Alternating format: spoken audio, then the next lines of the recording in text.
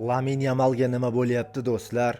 Oxirgi Barselona Atletico Madrid o'yinidan keyin Hansi Flick Barselona jamoasi bosh murabbiyi kelib, Laminga 5 tashasa qo'lini olmabdi-ku.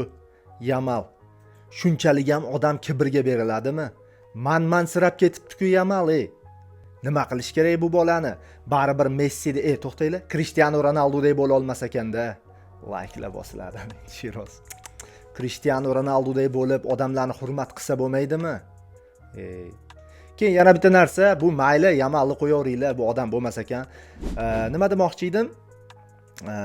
Real Madrid muxlislari direktimga juda ko'plari yozdi, qoyil qoldim lekin. Bravo, respekt sizlarga ham. Barselona Atletico Madrid 3-0 o'yinni ko'rdik. Barsa juda ham zo'r o'ynadi, o'yiniga qoyil qoldik degan Real Madrid muxlislari juda ham ko'p yozdi menga. Men mana shunisiga lekin hayronman, zo'r gap bo'lishi mumkin emas. Bu videoni realchilarga tashlab yuboringlar-chi. Rostdan ham Barselonani o'sha 3-0 yutgan o'yinini ko'rib, haqiqatan qoyil qolishdimi? Boshqa realchilardan ham kommentariyada fikrlarni kutib qolamiz endi. Yoki nima deb o'ylaysizlar? Agar hisob 4-0 bo'lganda shu gaplarni aytmasmidi? Bir hol ahvol so'rab qo'yib, ko'ngil so'ragan kishi bo'lib zo'r o'ynadi, gap yo'q 3-0 Barsa malades dedimikin yo? Nima deb o'ylaysizlar? O'shani bilmoqchiman. Boshqa realchilarga ham bu videoni tashlab yuboringlar-chi. Tembol boshida Yamalni yomonlab berdim-ku, endi ularga ham yoqadi-da bu video.